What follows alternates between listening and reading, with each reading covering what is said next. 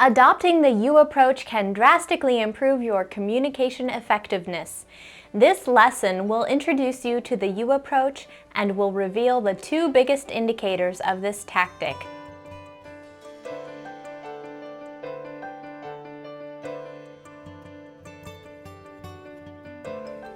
The you approach changes not just the words you use, but also the mindset that you have. Of course, you have personal goals and company goals that you want to meet. But let's face it, your audience is interested in themselves and their goals. They want to be served. Here are the business communication targets for this lesson. First, focus on your audience. Second, focus on benefits for your audience. These two business communication targets serve as marks of the you approach. The first mark of the you approach is talking about your audience. As I said a moment ago, the you approach is more than just words. It's a mindset. If you have an outlook that is focused on your customers, then your words will be about your customers rather than about yourself.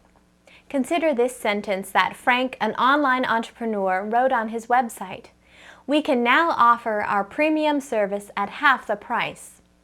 Frank's customers may think, well, good for you, Frank. Now let me go on with my life.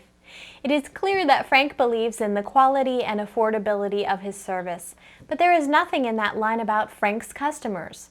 Frank did not follow the you approach. He sounds boastful, not service-oriented. He sounds aloof, not relational. Melissa is also an online entrepreneur with services in the same market as that of Frank. She writes, you can now access the premium service at half the price. Melissa succeeds with that line because she has clearly adopted the you approach. The very first word in Frank's line was we. The sentence was about him and his company. Notice the first word in Melissa's line, you. The sentence is about her customers. By the way, the beginning and ending of a sentence are the positions of the most emphasis. That is, what you say at the beginning and end stand out the most and are most likely to be remembered. In Frank's and Melissa's sentences, the first word is especially emphatic because it is also the subject of the sentence. Notice the verb, the action of the sentence. Again, Frank focuses on what he can do. We can now offer. We can do such and such. Melissa focuses on what the customer can do. You can now access. Frank and Melissa may be offering identical services at identical prices, but Melissa shows that she is more interested in serving the customer than in boasting about what she can do. A second mark of the you approach is talking about audience benefits.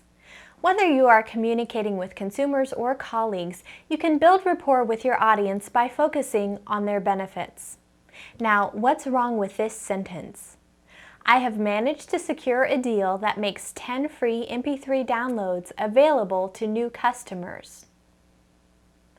Well, first, the focus is on the writer or speaker instead of the audience. Let's take the spotlight off the sender. 10 free MP3 downloads are available to new customers. We have corrected one problem, but now we have a very mechanical, impersonal line. Let's put the spotlight on the customers. As a new customer, you receive 10 free MP3 downloads. Now the subject of the sentence is the word you. Clearly, this sentence is about the reader and about benefits for the reader. So how can you adopt the you approach? The best place to start is to review recent emails that you have sent. Check the sent mail folder in your email program. Chances are that you can revise several sentences about yourself and what you have done. Even though you probably won't resend those emails, try revising some of your sentences so that they talk more about the reader and reader benefits and less about yourself and your company.